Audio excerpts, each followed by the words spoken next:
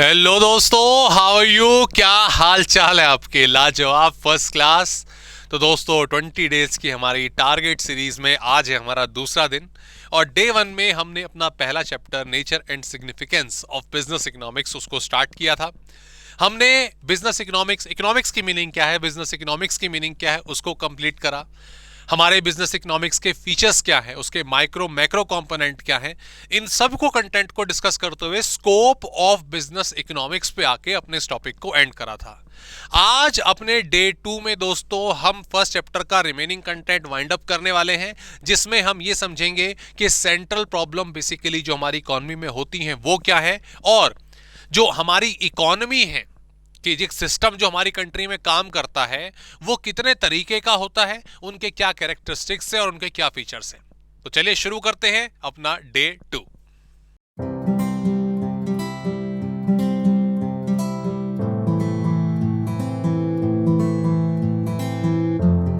सबसे पहले दोस्तों जो चीज हम ऑलरेडी डिस्कस कर चुके हैं वो चीज क्या है, हमारी इकोनॉमिक प्रॉब्लम। हमारी इकोनॉमिक प्रॉब्लम को हमने जब इकोनॉमिक्स की मीनिंग समझी तब समझा था कि प्रॉब्लम ऑफ चॉइस जो होती है उसको हम इकोनॉमिक प्रॉब्लम कहते हैं।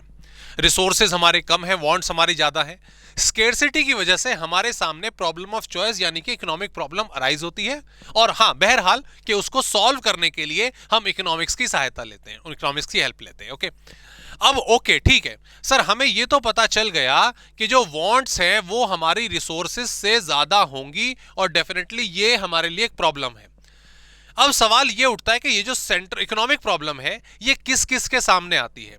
अब दोस्तों क्योंकि ध्यान दीजिएगा, क्योंकि इकोनॉमिक प्रॉब्लम, क्योंकि स्केर्सिटी की प्रॉब्लम, क्योंकि प्रॉब्लम ऑफ चॉइस ना सिर्फ एक पर्टिकुलर इंडिविजुअल के सामने आती, ना एक फैमिली के सामने आती, ना सिर्फ एक पर्टिकुलर फर्म या एक पर्टिकुलर कंट्री के सामने आती, पूरे वर्ल्ड में जितने भी लोग हैं, जितने भी फर्म हैं, जितनी भी कंट्रीज हैं, चाहे वो रिच है चाहे वो पुअर हैं, उन सभी के सामने इकोनॉमिक प्रॉब्लम यानी कि प्रॉब्लम ऑफ चॉइस एग्जिस्ट करती है। इसीलिए दोस्तों जो हमारी इकोनॉमिक प्रॉब्लम है उसको सेंट्रल प्रॉब्लम ही कहा जाता है। तो अगर कोई पूछे कि भाई सेंट्रल प्रॉब्लम क्या होती है, तो सेंट्रल प्रॉब्लम ही इकोनॉमिक प्रॉब्लम है, जिसकी मीनिंग आपको ऑलरेडी मालूम है। Economic problem is problem of choice, and because economic problem is faced by every individual, every firm, every country in the world, so it is also known as central problem। भाई ये एक central point है, हर कोई आकर इस वाले point पर रुक जा रहा है कि यार हमारे पास रिसोर्सेस कम है, इसलिए इसको सेंट्रल प्रॉब्लम बोला गया। रिच का रिच आदमी है, ठीक है, रिच की रिच कंट्री है, उनके सामने भी प्रॉब्लम आती है। भले ही आपको लगे कि इनके पास तो बहुत पैसा है, इनके पास तो मनी के रूप में बहुत रिसोर्सेज हैं, तो कुछ भी खरीद सकते हैं, कुछ भी रिक्वायरमेंट अपनी पूरी कर सकते हैं, बट नहीं, ऐसा नहीं होता। रिच कंट्रीज के पास भी उनके अदर ऑब्जेक्टिव्स जो हैं, अपने स्टैंडर्ड ऑफ लिविंग को मेंटेन करने के लिए और रिक्वायरमेंट्स के लिए भी रिसोर्सेज की कमी आती है। Okay, so first conclusion is कि इकोनॉमिक प्रॉब्लम को ही सेंट्रल प्रॉब्लम का नाम दिया जाएगा। उसके बाद अगर हम आगे बढ़े दोस्तों, तो कितने तरह की हमारी इकोनॉमिक प्रॉब्लम या सेंट्रल प्रॉब्लम होती है। ठीक है, देखिए, अगर हम प्रॉब्लम्स की बात करें, इकोनॉमिक प्रॉब्लम्स की बात करें, तो इकोनॉमिक प्रॉब्लम्स बहुत तरह की होती हैं। हम अपने जितने भी इकोनॉमिक इश्यूज होते हैं एक कंट्री में, वो सारे के सारे इकोनॉमिक प्रॉब्लम ही हैं। चाहे वो अनएम्प्लॉयमेंट हो, चाहे वो पॉवर्टी हो, चाहे वो आपका रूरल डेवलपमेंट में आपकी जो डिफिशिएंसीज हैं वो हो, कुछ भी, ये सारी की सारी इकोनॉमिक प्रॉब्लम ही होती हैं। लेकिन कुछ ऐसी प्रॉब्लम जो कॉमनली होती हैं और ऑब्वियसली वो आपके सिलेबस का पार्ट है, हम उसके ऊपर फोकस रखेंगे। तो 4 प्रॉब्लम है हमारी। पहली है what to produce, how to produce, for whom to produce, और उसके बाद आपका what provision should be made for growth यानी कि ग्रोथ ऑफ रिसोर्सेस। ये सब क्या है, आओ वन बाय वन दोस्तों इनको हम डिस्कस करेंगे और इसके कंटेंट को अपने साथ साथ जो है लिखकर भी तैयार करेंगे। ठीक है, सबसे पहले बात करते हैं व्हाट टू प्रोड्यूस एंड ये पूरा इस तरीके से लिखेंगे, and how much to produce, and how much to produce. ये बेसिकली इस तरीके से पूरी प्रॉब्लम एक साथ बनती है। अब आगे दोस्तों अगर हम यहां पे इसकी एक्सप्लेनेशन की बात करते हैं, आइए समझते हैं। सबसे पहले जब हमारे पास रिसोर्सेज हैं, ओके, और हमें उसका इस्तेमाल करके कुछ प्रोडक्शन करना है, सबसे पहले हमें यह डिसाइड करना है कि उससे हम क्या बनाएंगे, उससे हम किसका प्रोडक्शन करेंगे। तो ये प्रॉब्लम बेसिकली ये डिसाइड करती है, ये प्रॉब्लम किस चीज की बनती है कि हमें क्या प्रोड्यूस करना चाहिए। ओके, तो the thing is this problem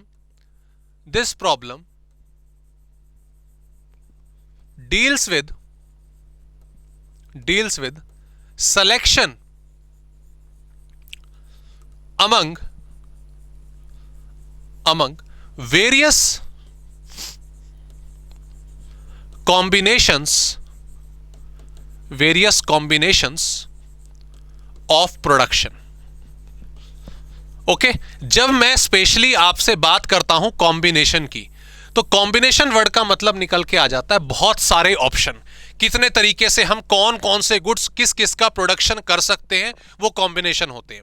आपके पास एक एग्रीकल्चर लैंड है उस एग्रीकल्चर लैंड में हम कितना राइस प्रोड्यूस करें, कितना वीट प्रोड्यूस करें, उसमें हम शुगर कैन वेजिटेबल उगाएं या उसमें हम पल्सेस का प्रोडक्शन करें, तो बहुत सारे ऑप्शंस हमारे सामने आते हैं। उसी में से हमें कोई एक ऑप्शन जो है वो सेलेक्ट करना पड़ता है कि यार ये ऑप्शन बेस्ट है और इसके हिसाब से हम प्रोडक्शन करेंगे। ठीक है, ये तो बहुत छोटा एग्जांपल हो गया।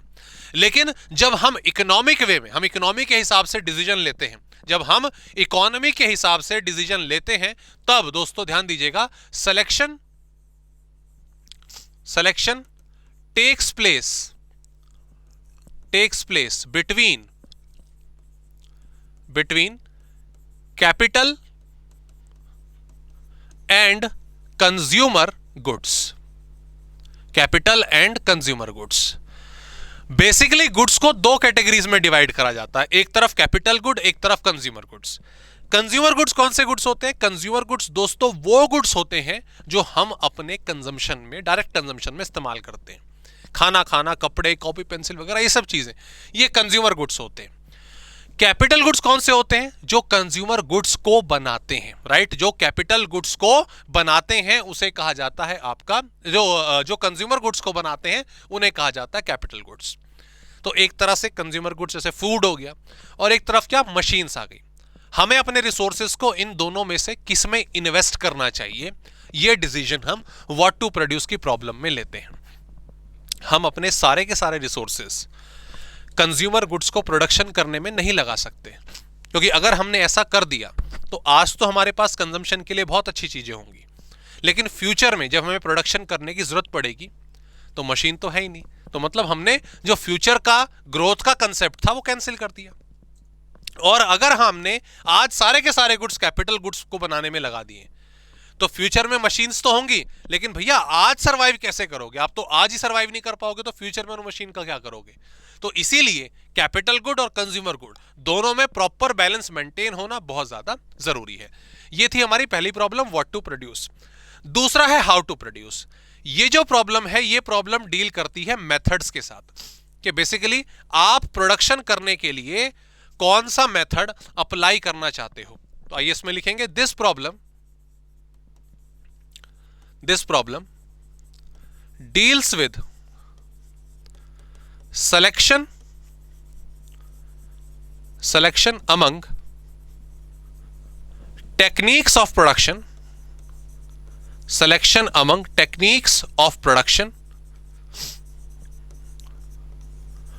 for cost effectiveness। प्रोडक्शन करने की मेनली दो टेक्निक होती हैं। प्रोडक्शन करने की मेनली दो टेक्निक होती हैं। एक होती है कैपिटल इंटेंसिव टेक्निक और एक होती है लेबर इंटेंसिव टेक्निक। देखो, इंटेंसिव का मतलब आपको मालूम है ज्यादा, तो कैपिटल इंटेंसिव, कैपिटल इंडिकेट करता मशीन्स को, मतलब मशीन्स का ज्यादा इस्तेमाल। दूसरा लेबर इंटेंसिव, लेबर इंटेंसिव का मतलब लेबर का ज्यादा इस्तेमाल। तो काम करने के आपके पास दो तरीके हैं या तो मशीन से ज्यादा काम करवा लो या लेबर से ज्यादा काम करवा लो। तो अब आपको ये डिसाइड करना कि जब आप प्रोडक्शन एक्टिविटी में एंगेज्ड हो तो आपको दोनों में से कौन सी टेक्निक इस्तेमाल करनी है। कैपिटल इंटेंसिव अच्छी है, लेबर इंटेंसिव अच्छी है। ये क्वेश्चन सिर्फ पूछ के पता नहीं लगाया जा सकता कि दोनों में से कौन सी टेक्निक अच्छी है। आपको पहले यह बताना पड़ेगा कि बिजनेस का नेचर कैसा है ना। फॉर एग्जाम्पल मान लीजिए एग्रीकल्चर का काम है, मान लीजिए हैंडीक्राफ्ट का काम है, मान लीजिए फर्नीचर वगैरह बनाने का काम है तो इसमें तो लेबर इंटेंसिव टेक्निक अच्छी होगी ना, मशीन महंगी आएंगी, लेबर जैसे अगर मैं इंडिया की बात करूं चीप रेट पे मिल जाती है, सस्ते दाम पे मिल जाती है, तो वहां पे मशीन्स का कोई रोल नहीं है। लेकिन जो लार्ज स्केल इंडस्ट्रीज हैं, सॉफ्ट ड्रिंक बनाने की कंपनी है, लेदर वर्क की कंपनी है, आपका आयरन स्टील की कंपनी है, भाई वहां पे आपको कैपिटल इंटेंसिव टेक्निक लगानी पड़ेगी, क्योंकि वहां पे जो मेजॉरिटी ऑफ वर्क है वो मशीनों से हो सकता है। तो आपके बिजनेस का नेचर क्या है, आपके बिजनेस की रिक्वायरमेंट क्या है, उस चीज पर डिपेंड करता है कि आप यहां पर कौन सी टेक्निक लगाने वाले हैं, बराबर।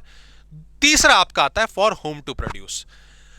आपने क्या प्रोड्यूस करना है ये डिसाइड कर लिया, आपने ये कैसे प्रोड्यूस करना है ये डिसाइड कर लिया, अब प्रोडक्शन हो चुका है उस चीज का।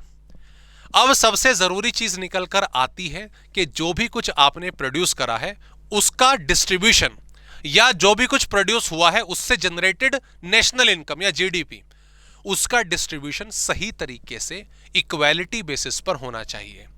अगर इक्वालिटी बेसिस पर नहीं हुआ और अनइक्वल डिस्ट्रीब्यूशन हुआ तो अमीर और ज्यादा अमीर, गरीब और ज्यादा गरीब, जो इनइक्वालिटी ऑफ इनकम है हमारी कंट्री में बहुत ज्यादा बढ़ जाएगी और कंट्री डिप्रेशन की तरफ चली जाएगी। क्लियर?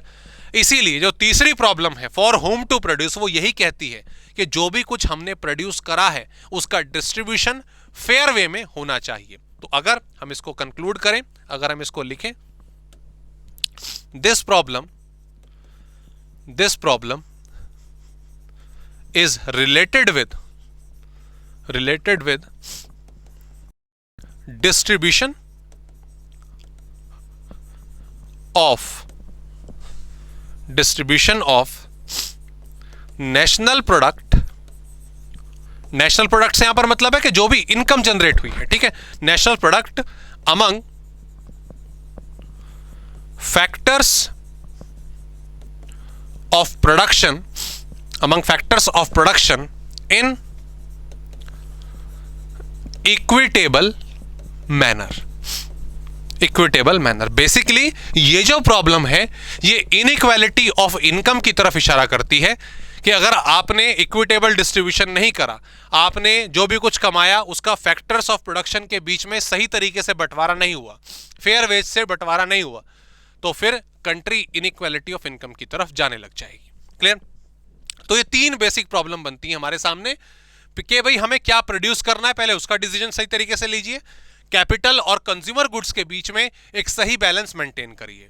जब आप टेक्निक का सिलेक्शन कर रहे हैं तो टेक्निक का सिलेक्शन नेचर के, बिजनेस के नेचर के ऊपर होना चाहिए, उस टाइम पे किस चीज की रिक्वायरमेंट है, कॉस्ट किस में कम आएगी, उस बेसिस पर होना चाहिए। और तीसरी एक और इंपॉर्टेंट प्रॉब्लम कि जब आपने प्रोडक्शन कर लिया उसका डिस्ट्रीब्यूशन फैक्टर्स के बीच में सही तरीके से हो। क्लियर? ये तीन प्रॉब्लम हमने डिसाइड करी। अब यहां पर जो फोर्थ प्रॉब्लम है, what provision should be made for growth, ये प्रॉब्लम रिलेटेड है ग्रोथ ऑफ रिसोर्सेज से।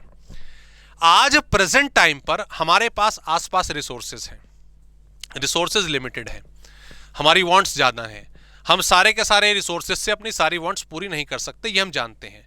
लेकिन इसका मतलब ये कतई नहीं है कि हम अंधाधुंध तरीके से अपने सारे के सारे रिसोर्सेस को यूटिलाइज कर लें और आने वाली जनरेशन के लिए कुछ ना छोड़ें।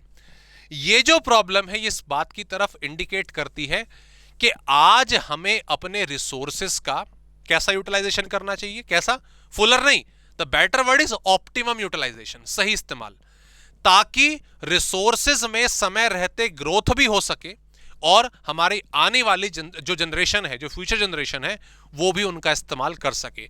अगर सीधे शब्दों में कहा जाए तो ये जो प्रॉब्लम है ये रिलेट करती है सस्टेनेबल डेवलपमेंट के साथ। ये किसके साथ रिलेट करती है? ये रिलेट करती है सस्टेनेबल डेवलपमेंट के साथ। समझ आ गई बात? So what provision should be made for growth, आज अपने रिसोर्सेस का ऑप्टिमम यूटिलाइजेशन करो। So this problem is about optimum utilization of resources so that future generation, so that future generation is also able to use them. Simple language में ये मैंने आपको explanation लिखाई और आप अपनी चारों प्रॉब्लम्स को अच्छे तरीके से एनालाइज कर सकते हैं। क्लियर भाई, समझ आ गया? तो यहां पे हमने जो सेंट्रल प्रॉब्लम वाला कंटेंट है दोस्तों वाइंड अप करा, जिसमें हमने समझा कि चार जो हमारी इकोनॉमिक प्रॉब्लम है वो किस तरीके से कौन कौन से एरिया को कवर करती हैं। आगे बढ़ते हैं। अगली हेडिंग और लास्ट हेडिंग जो हमारे सामने है वो है आपकी टाइप्स ऑफ इकोनॉमी।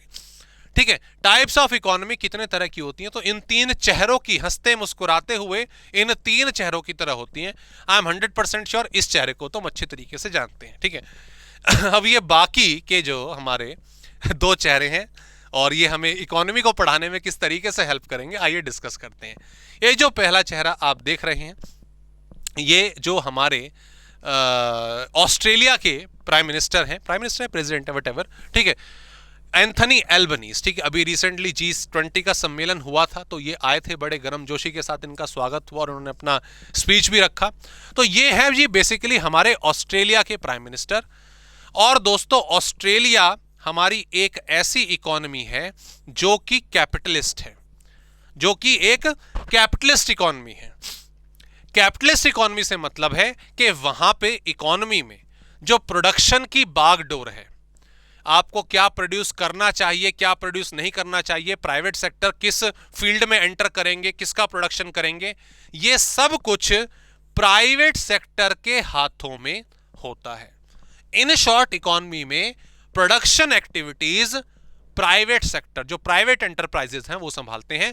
गवर्नमेंट का उसमें नेग्लिजिबल रोल होता है। गवर्नमेंट सिर्फ rules and regulation, tax policy वगैरह इनको डिजाइन करती है और प्राइवेट सेक्टर के हाथों में पूरी बागडोर होती है। ओके, तो कहने का मतलब जहां पर प्राइवेट सेक्टर इकोनॉमी को चला रहे हैं, प्रोडक्शन एक्टिविटीज को चला रहे हैं, वो आपका कैपिटलिस्ट इकोनॉमी होती है। ठीक है, इस वाले चेहरे को तो आप जानते ही हो, आपने अक्सर देखा होगा इस चेहरे को। कहां देखा है मुझे बताना। ये हमारे चाइना के प्रेसिडेंट हो गए, मतलब हमारे मतलब चाइना, उनके चाइना के प्रेसिडेंट हो गए। ठीक है, अच्छा मैंने बताया ऑस्ट्रेलिया कैपिटलिस्ट इकोनॉमी। इसके अलावा भी सर और कोई कैपिटलिस्ट इकोनॉमी? हाँ जी, बहुत है। बेसिकली अगर मैं बात करूं जो रशियन कह रहा हूं, रशियन नहीं, यूरोपियन इकोनॉमी की अगर मैं बात करूं तो बहुत सारी जो वहां पर आपकी कंट्रीज हैं वो कैपिटलिस्ट है।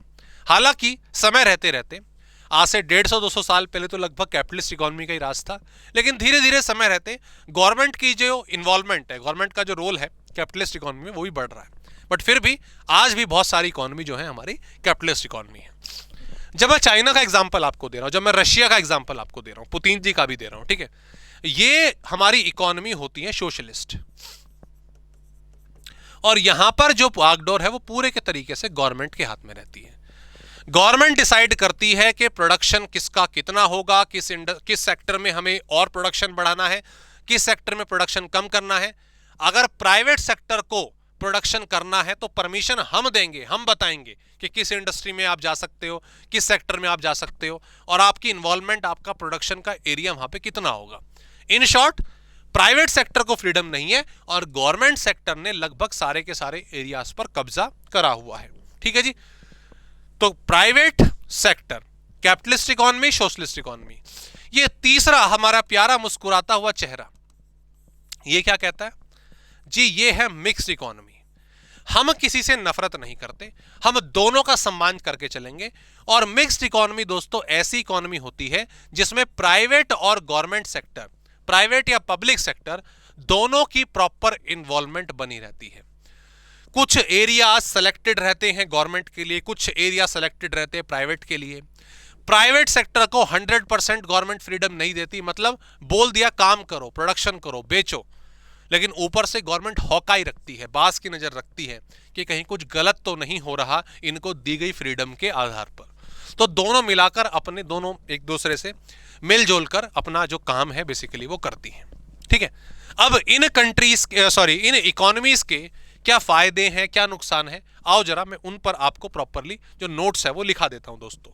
जब मैं कैपिटलिस्ट इकोनॉमी की बात करता हूं, कैपिटलिस्ट इकोनॉमी के सबसे पहले जो फीचर है वो ये निकल के आता है, वो है राइट टू प्रॉपर्टी।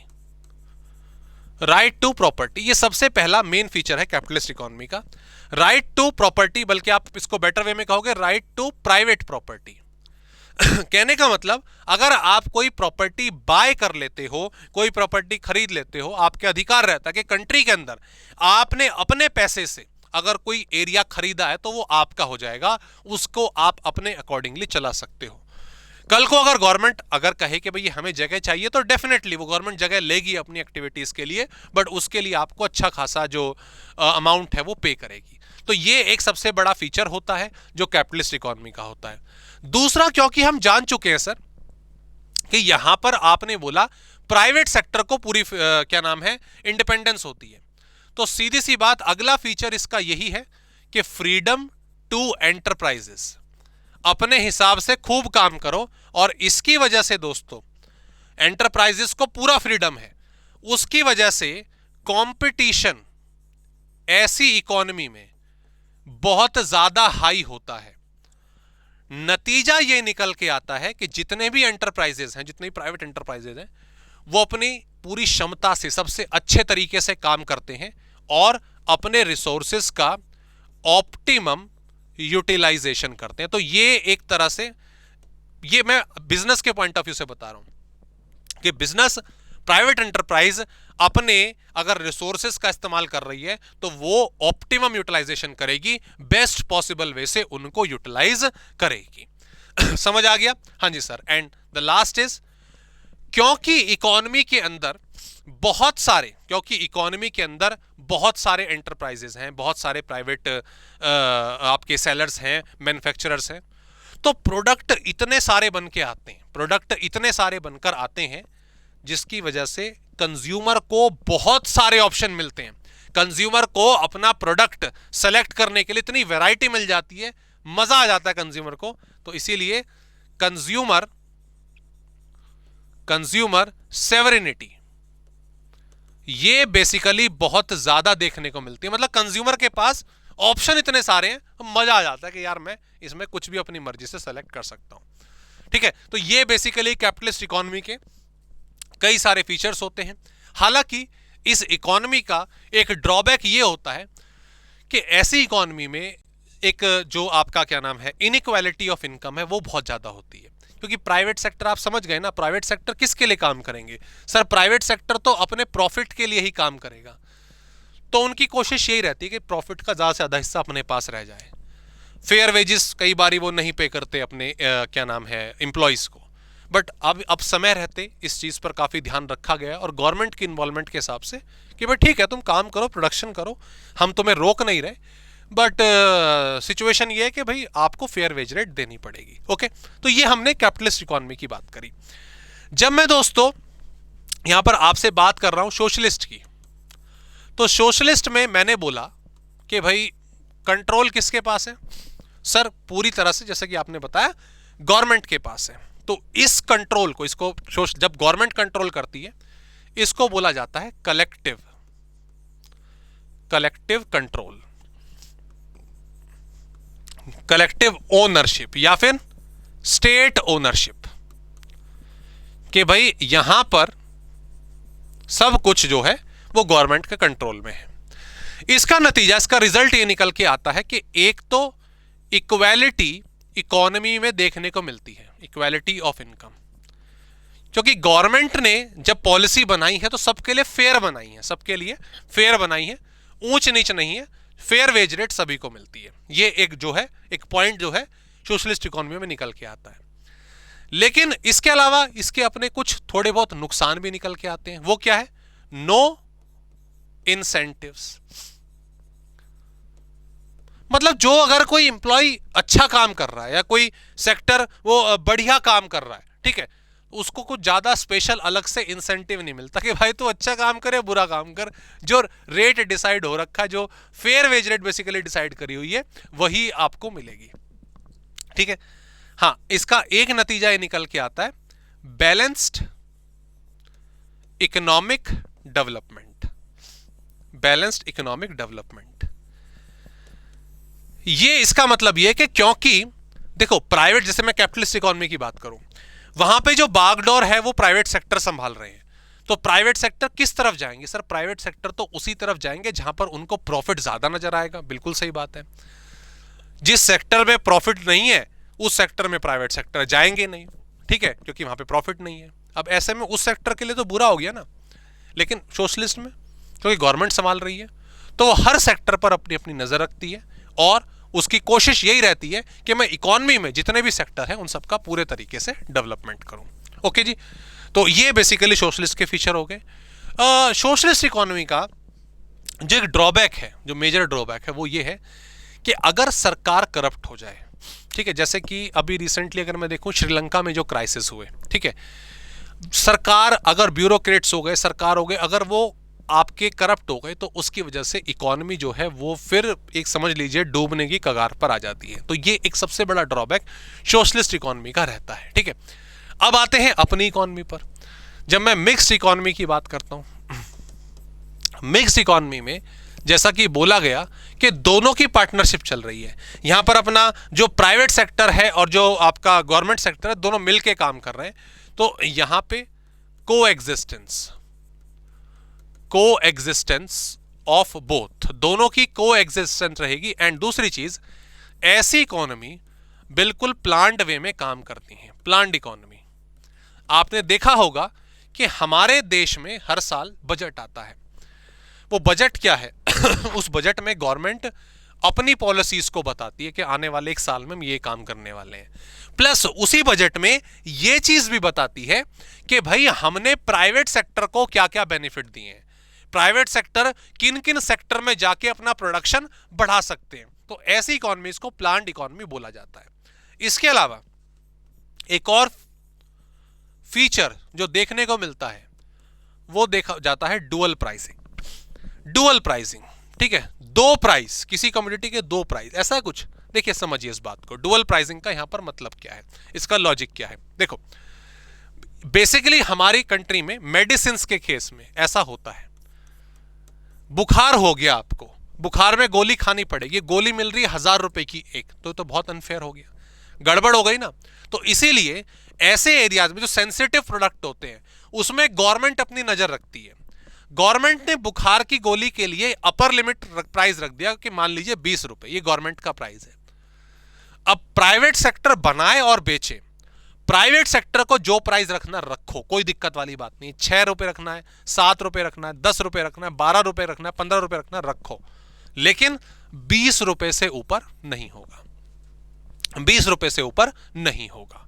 ऐसे ही जो एग्रीकल्चर प्रोडक्ट होते हैं, किसान अपना सामान मार्केट में बेचने के लिए जा रहा है, अब वहां पे उल्टा है, वहां पे गवर्नमेंट ने एक मिनिमम प्राइस रखा हुआ है कि मान लो जैसे मैं गेहूं की बात करता हूं कि गेहूं का प्राइस 2500 रुपए क्विंटल से नीचे नहीं आएगा। मार्केट में किसी को खरीदना बेचना है 2700 में, 3000 में, 3500 में, बेचना बेचो, कोई दिक्कत वाली बात नहीं है, लेकिन 2500 से नीचे नहीं आएगा। तो डुअल प्राइसिंग, हमें यहां पे डुअल इफेक्ट जो है वो देखने को मिलता है। इसके अलावा balance regional growth, balance regional growth, हर सेक्टर की लगभग ग्रोथ होती है, क्योंकि प्राइवेट सेक्टर ने देखो उस एरिया को टारगेट करा जहां पर उनको प्रॉफिट ज्यादा देखने को मिल रहा है, राइट, ऐसा ही होगा। लेकिन कुछ सेक्टर ऐसे हैं जब वहां पे प्राइवेट सेक्टर जाना पसंद नहीं कर रहा, तो ऐसे एरियाज की बागडोर फिर गवर्नमेंट लेती है। तो हर सेक्टर की प्रॉपर ग्रोथ हमें देखने को मिलती है। हालांकि मिक्स में भी हमें कुछ ड्रॉबैक वगैरह, कुछ इसमें जो गलत चीजें वो देखने को मिल जाती हैं, और वो भी तभी जब हम अपनी बनाई गई पॉलिसीज का इंप्लीमेंटेशन सही ना करें, या फिर जो पब्लिक सेक्टर यानी कि गवर्नमेंट सेक्टर वाली कंपनीज हैं वो सही तरीके से काम ना करें, करप्ट हो जाए, तो भी खामियाजा इकोनॉमी को भुगतना पड़ता है। ओके दोस्तों, तो ये हमने फीचर्स यहाँ पर समझे। नोट्स ऑब्वियसली जैसा कि मैंने बताया प्रॉपरली आपके पीडीएफ में दे दिए गए हैं, आपके क्या नाम है डिस्क्रिप्शन से आप वहाँ पे उसको डाउनलोड कर सकते हैं। इसके अलावा दोस्तों पहला टॉपिक हमने कवर करा। आज का तो कंटेंट छोटा था क्योंकि मेन कंटेंट हमने कल ही कवर कर लिया था। नेक्स्ट हम अपना टॉपिक शुरू करेंगे, that is what, utility analysis. आज के कंटेंट से आपकी कोई डाउट हो, कोई उसमें दिक्कत हो, तो उसे आप मेंशन करेंगे और अपने प्रिपरेशन को बिल्कुल बेहतर तरीके से बनाए रखेंगे। ओके, मिलते हैं आपसे नेक्स्ट पार्ट में। Please take care.